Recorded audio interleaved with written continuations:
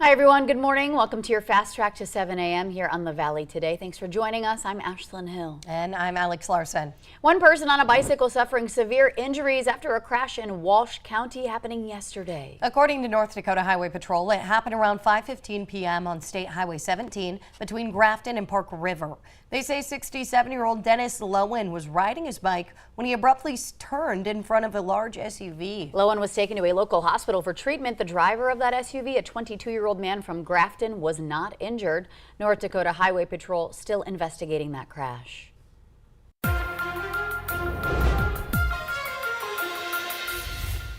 Day one of the Democratic National Convention is in the books. Now day two will hold more importance. President Joe Biden passing the torch to Vice President Kamala Harris last night. But today is the day where all of the states and U.S. territories delegates will officially cast their votes. While some delegates say they are still on the fence right now, North Dakota Democratic delegates are confident in the Harris-Walz ticket, saying that this is the duo that can help the pockets of many families across the nation.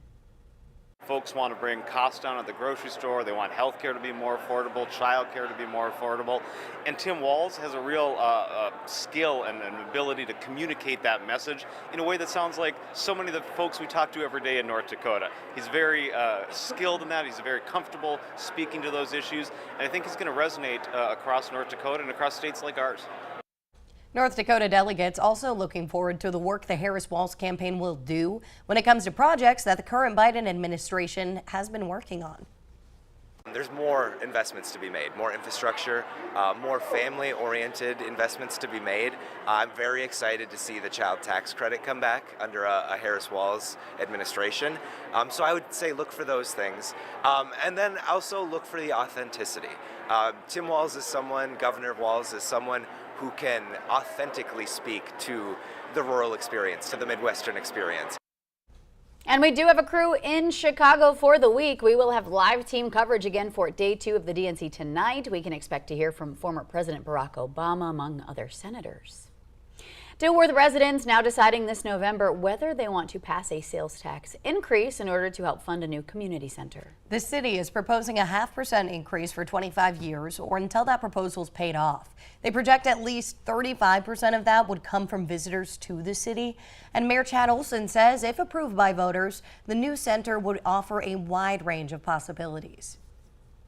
It's robust. It has more amenities. We grow it with partnerships to bring in an athletic component, to bring in a healthcare component or a childcare component.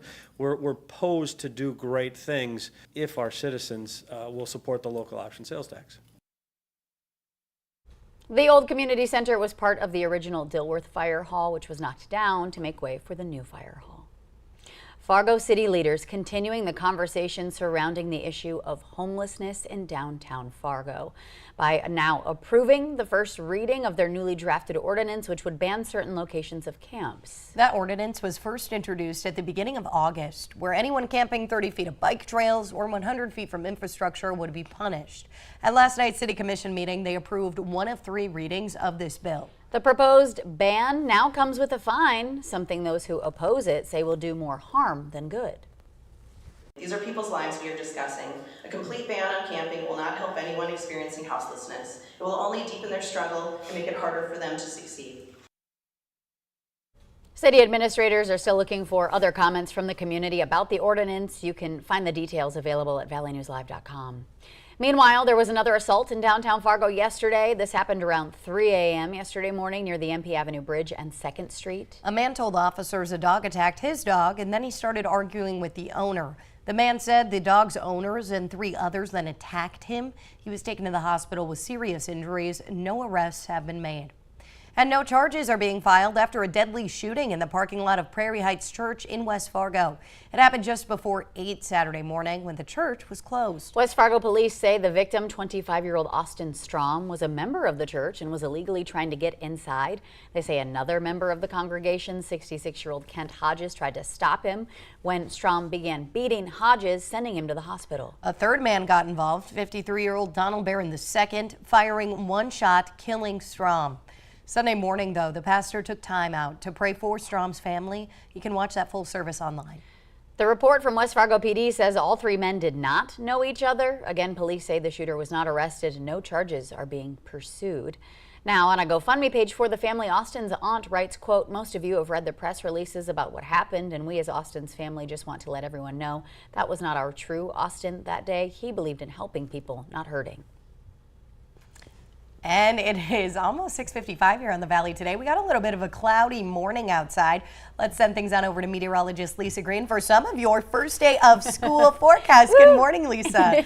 Good morning. Yes, big day for a lot of students in the Valley. And, you know, we've got a decent forecast for you to head back to school in this morning. A little fog, but it's not as dense. Our visibility not as low as it was yesterday morning. You can see a little haze, though, going on and some of those clouds moving in here. But for the most part, that wait out at the bus stop this morning at least will be on the dry side. Here's a look at our temperatures. We're in the 60s, 68 degrees in Devil's Lake. First day of school for you there, looking pretty good. Wind out of the south-southeast at 10 miles per hour. Fargo's at 68, Jamestown checking in at 67, and some places seeing a few more clouds than others. And you can see our visibility is lower in spots in Thief River Falls, Grafton, Cavalier, Cando, Cooperstown, and Carrington, another district heading back to school today, all at 3 miles for visibility. So it's down again, but we would be expecting more dense fog if visibility was more toward that 1 mile or lower range, and we're not in that range. So that's the good news. 3 miles in Oaks right now for our visibility, and we're doing just fine in Fargo. But again, it is a little hazy. We're starting to see more clouds move in,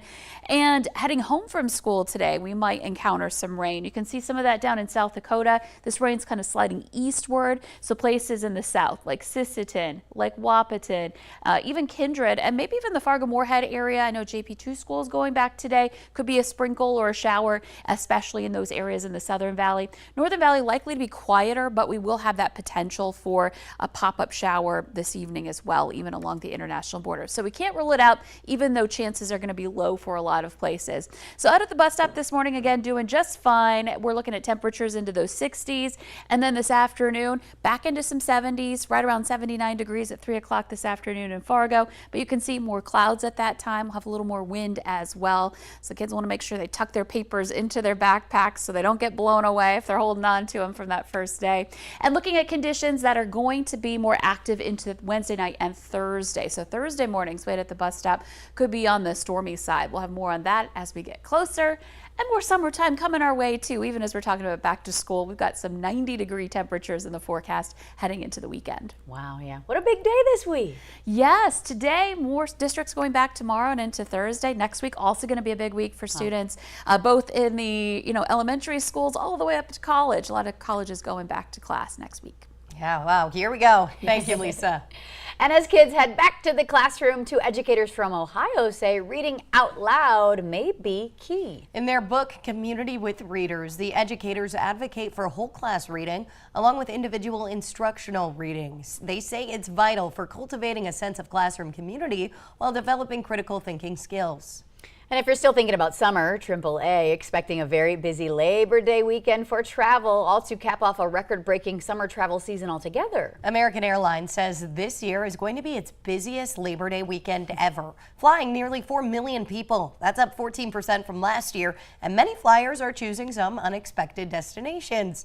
AAA says domestic travel will be the focus this Labor Day weekend, trending up 9% over last year. The cost to fly is down about 6%. And gas prices are roughly 44 cents a gallon cheaper than this time last year. The top destination, Seattle, driven by a nearly 30% surge in Alaskan cruises.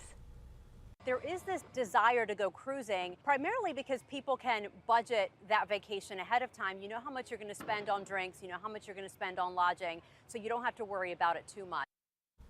Priceline says while Europe and beach destinations are always big, the return of college football and the U.S. Open in New York are also going to be big draws. Eggo hoping to give a caffeine boost to morning breakfast. The frozen waffle giant is partnering with Two Rivers Coffee Company for the first ever Eggo coffee. Nice. The Keurig-friendly coffee pods come in 5 different flavors, including blueberry, maple syrup, and even vanilla. Fans can buy the coffee online from Two Rivers or at Amazon, Target, or Walmart. This collaboration comes just in time for National Waffle Day. It's this Saturday, August 24th. Get ready.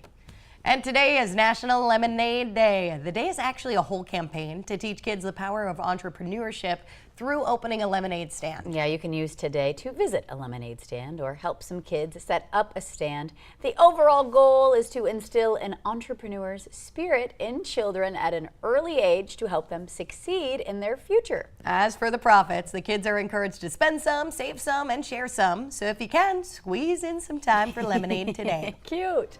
Well, happy first day back to school for so many of our kiddos this morning. Thanks for joining us.